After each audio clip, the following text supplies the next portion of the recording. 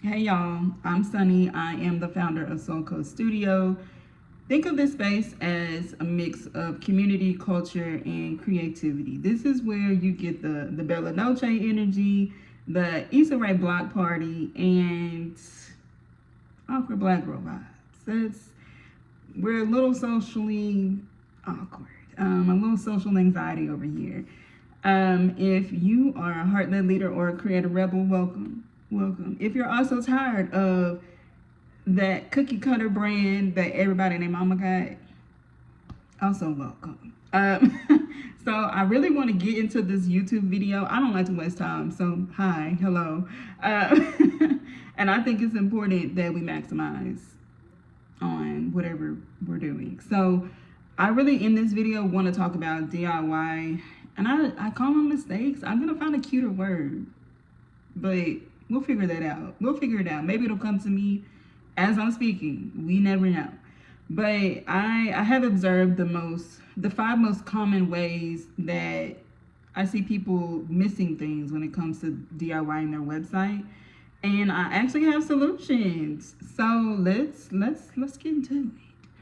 So the first thing that I've noticed is there's no clear message or purpose. And also, if you see me looking down, I have notes, honey. I did not come to play. So when it comes to the no clear message, there's essentially like above the fold on your homepage. That's really where that gets the party started. And if you don't have a clear statement of who you are and what you do, it's going to be hard to figure it out. And the girls are going to be upset. So, a way to fix that is, for example, I help Black women entrepreneurs build brands that drive social change through intentional design and strategy. And if you're stuck, you can start with I help who. Write that down. Write that down. I help who do what. I clearly don't know how to count. So they can get X results. So again, I help who do what so they can get X results. So just make sure that that's above the fold. And when I say above the fold, that's like literally on desktop and tablet and mobile. Like that's the first thing that they see. That needs to be there and it needs to be clear so that they're not trying to. Some people have patience, and I've had patience before, but sometimes I'm like, okay, it's not in my wheelhouse today. So just think about that whenever you are DIYing, and actually go check on your current website if that's something you've already done. As far as creating and developing it yourself, but also first of all, give yourself a pat on the back, because I have so many clients that are like, oh, I tried it, but I don't know how you do this. I'm like, that's why you call me, girl. That's why you call me. So the second thing that I've noticed is people want to extract, and this is me being rhetorical and also being sarcastic. People want to extract their resume and put it on their website. No, let's not do that. You don't have to say too much at once. And I get we're in this world of instant gratification, which I got something to say. But we're in this world of like instant gratification where people want you to tailor to their lack of presence. And that's not what I'm saying here. I'm saying keep it clear. They don't need to read a bio about what you was doing back in the 99 and early 2000s. They need to read what you do now, how you can help them, and where they need to go next. Because that's the most important part. And when it comes to saying too much at once, it overwhelms people. And I know that goes back into the instant gratification layer. But the right people will read whatever it is that you have to offer. It's just making sure you're tailoring that information to that demographic. I'm gonna speak for myself. I like long form content, and my audience enjoys both from me. So I got blessed, okay, and highly favored. But there are gonna be people who would rather digest things in a smaller portion. Just make sure you're not putting chunks of paragraphs and things. There's that. So, because it can be confusing. So, long story short, just clarity removes guesswork. The third thing is disorganized navigation. Now, this one really upsets me and my homegirls for real, because I just feel like if I can't go to your website and understand where to go, where could I actually go? So, with that being said, you don't have to name the menu links in your navigation something fancy. Like, the homepage don't have to be welcome to the crib or whatever. I mean, I would enjoy something like that. But you also want to think about how it's going to be viewed on mobile devices, tablets, pocket watches, I don't know, other devices other than a desktop. You have to think of those things. I really said a pocket watch, Jesus. But you want to use clear words, of course, like about, services, work with me, contact. And if you have multiple offers and you don't put them all on the same work with me page, I personally prefer it to all be on the same page, but there are people who prefer it to be in a drop down and have different pages for all of their services, and that's okay. I personally just think it's unnecessary. Personally, it's more work. I get, and I'm not saying it's an issue, but it's not necessary. But if that's something that you just have to do, you can do a drop down under that work with me section so that it still keeps it clean and does not clutter everything. So, double check every link also. So go to dead link checker. Dead link checker. If you say that too fast, it's really a tongue twister. And type in your website domain, and it will tell you what's broken. And it also saves you from having to individually do it, because I know me, I don't know if I'm a millennial and it's too much going on in the world, and I sometimes forget things, okay? If you know, you know. So I'll look at one page and check the links and like manually, but I'm like, girl, save yourself some trouble. So yeah, check that out. And then the takeaway from that piece really is your site should guide people like you guide your homegirl to the cookout. I like that. So the fourth thing is inconsistent visuals and vibes. Now, we love a good vibe. We do.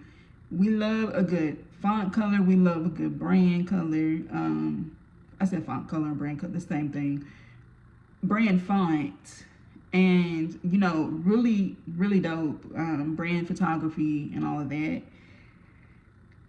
But if none of it makes sense, visually, it's not going to convert as high. It can convert, don't get me wrong, but it's going to be a little harder to convey that message, because what you're trying to explain is kind of being overshadowed with the 20 colors that you have on this one homepage, the different inconsistent fonts that you have.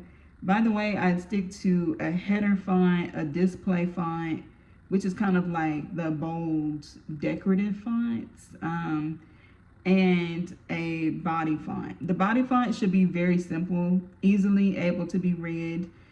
Do not, for the love of everything in me, child, when it comes to the body font, do some Helvetica, some Montserrat, something simple.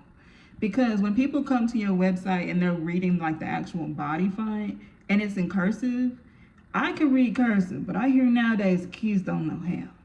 And all I'm saying is you got to tailor to everybody, well, whoever your demographic is. But it is going to be harder to read because of accessibility. So keep that in mind. And then another thing, and really a way to fix this is 2 to 3 brand colors, 1 to 2 fonts max, and I know I said the display, the body, and the header. The display is only going to be used essentially for like, it's not going to be used on every page at every turn and corner. That's essentially like the font that you use for your logo or something. Because it does not always have to match per se as far as the header, if that makes sense. I'm gonna break a visual down. I'm a visual person, so just keep those things consistent. Use your brand colors strategically for buttons, links, and highlights. Like your links can all be in a red color, which that's your business. Buttons can be in another color, like easily identifiable. Like, oh, this is a button. This is what this looks like consistently, and then like I said, with consistency, make sure that the buttons, and the design elements, they are consistent. And I'd say overall, consistency really just builds trust for what you're DIYing, which is your website. So the next and last thing, we made it to the end. I'm new to like YouTubing and recording videos. So I just really hope that this is helpful. So the fifth quote unquote mistake that I sometimes see, and is actually more common than I think a lot of us realize. A lot of us just have a lot of patience to go like really work with somebody and figure out how to get in touch with them. There's no clear next step or call to action. Your website is literally a guide on how to get them to commit. From the start, with the above the fold of this is the who, the what, and the result that I give, right underneath that, you need to have a clear call to action. So that means book now, join the newsletter, donate to the cause. What else? Start your project. So many different things, and you just have to think of what is your number one goal as far as what you want them to do. Now, you do want to make it easy for people to get in touch or say yes to working with you. Like for me, for instance, you go to my homepage. My about page is my actual homepage, and I'm sending them to my contact page. Like, I just need you to fill out the inquiry form. Is it inquiry? Fill out that form. Fill out that form, okay? That's all I need you to do. After you solidify that you're ready, just go ahead, click this link. I don't need you to have to lift another finger, okay? That's my job.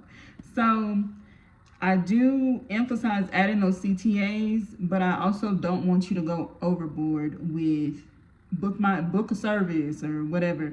Like, having it above the fold, first of all, and then you can maybe have it in the navigation.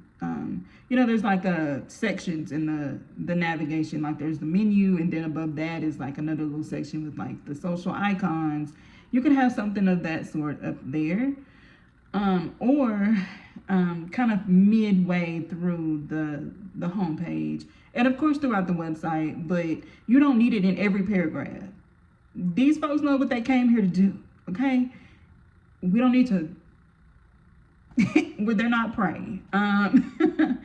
So don't be shy. Spell it out for your people like you're texting your bestie. The play-by-play, okay? On that cute date you went on with that man. So this is essentially the 5 most common mistakes that I've noticed, and I just wanted to point them out so that you can correct them. And also, if you don't already, go ahead and, this is the part where I'm like, follow me, subscribe. Okay, follow me on Instagram at Solco Studio, SOLCO Studio.